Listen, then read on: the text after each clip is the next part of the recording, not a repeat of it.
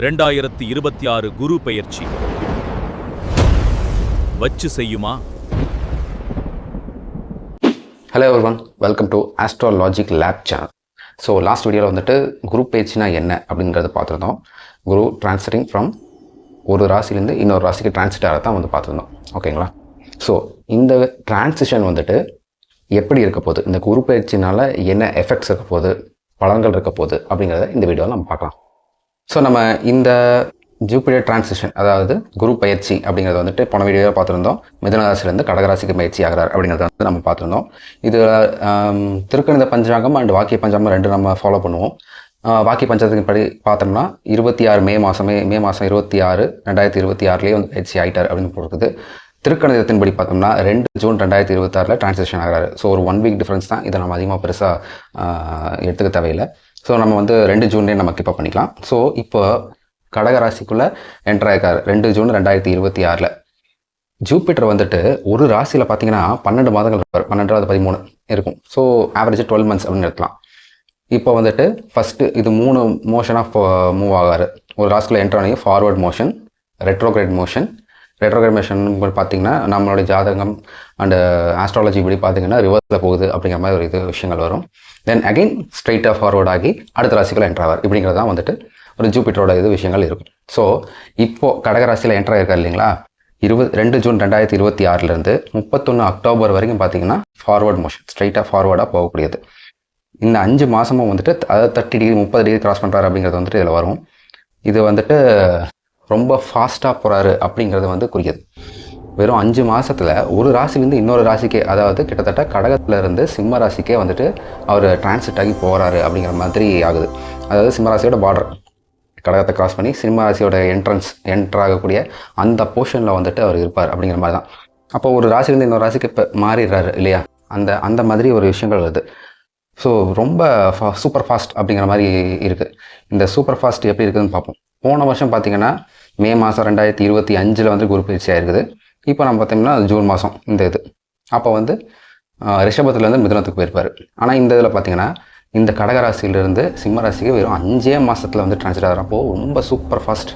அதாவது நிறைய பேர்லாம் சொல்லியிருப்பாங்க பயங்கரமாக பயிற்சி பழங்களை அள்ளி கொடுப்பாரு, அந்த மாதிரிலாம் நிறைய விஷயங்கள் சொல்லியிருப்பாங்க. ஏன்னா குரு வந்து பார்க்கக்கூடிய இடங்கள், பார்க்கக்கூடிய ராசிகள் வந்து நல்ல பழங்கள் இருக்கும் அப்படிங்கிறது வந்து இருக்குது. Okay, that's general concept. இது வந்து நம்ம முழுக்க எல்லா எஃபெக்ட்டும் பார்க்கலாம். குளோபல் எஃபெக்ட் எப்படி இருக்க போகுது, ஒவ்வொருத்தரும் அவங்களுடைய தனிப்பட்ட விஷயங்கள் எப்படி இருக்கும், அது அவரோட சுயஜாதகத்தை பொறுத்து தான் அதெல்லாம் மாறுபடும். நல்லது நடக்குதோ கெட்டது நடக்குதோ அது வந்து அவங்களோட சுயஜாதகம் தான்.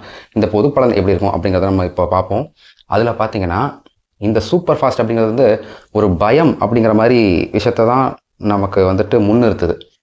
எதனால் சொல்கிறேன்னா, நம்ம இப்போ பாம்பு பார்த்து எப்படி பயப்படுறோம் இல்லையா? பயந்து ஓடுவோம், நகர்றோம். இல்லை நமக்கு ஒரு டேஞ்சர் வருது, அதை பார்த்தோம்னா நம்ம பயந்து ஓடுறோம் அப்படிங்கிற அந்த மாதிரி இது வந்து ஒரு ராசிலேருந்து இன்னொரு ராசிக்கு சும்மா பயங்கர ஒரு 5 மாதம் டைமில் வந்துட்டு கிராஸ் பண்ணி போகிறது அப்படிங்கிறது சூப்பர் ஃபாஸ்ட் அப்படிங்கிறத வந்து பயந்து போய் மூவ் ஆகிற மாதிரி ஒரு விஷயத்தை தான் முன்னிறுத்தி காட்டுது. அப்போது இதனோட எஃபெக்ட் வந்துட்டு பார்த்திங்கன்னா ஒரு நல்ல விதமாக இருக்குமா அப்படின்னா கொஞ்சம் சிந்தனை பண்ண வேண்டிய விஷயம் தான். ஏன்னா ஏற்கனவே நம்மளது குளோபலி எல்லாமே எதுவுமே ஸ்டேபிளாக இல்லை. பிப்ரவரியிலே வார் ஸ்டார்ட் ஆனதாச்சு, oil crisis, LPG crisis. Then next அடுத்து நமக்கு இன்னும் நெருக்கடியாகவே இருக்கக்கூடிய இந்த சூழ்நிலை காட்டும் நேரத்தில் இந்த பேனிக் ஆகக்கூடிய விஷயம் வந்துட்டு இதுதான் முன்னிறுத்தி காட்டுது இந்த இது.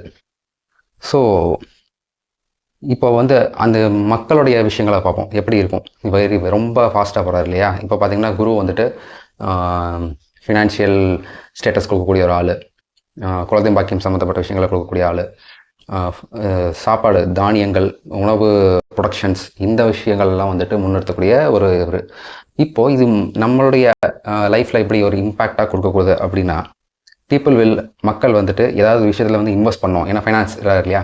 ஒரு இன்வெஸ்ட் பண்ணோம் அப்படின்னா அதில் ஃபோர்ஸாக போகிறது, ரொம்ப அவசரப்பட்டு இன்வெஸ்ட்மெண்ட் பண்ணுறது, ஒரு ப்ராஜெக்ட் ஆரம்பிக்கிறாங்க அதுலேயும் ரொம்ப அவசரப்படுறது, இந்த மாதிரி விஷயங்கள்லாம் வந்துட்டு இதில் நடக்கும்.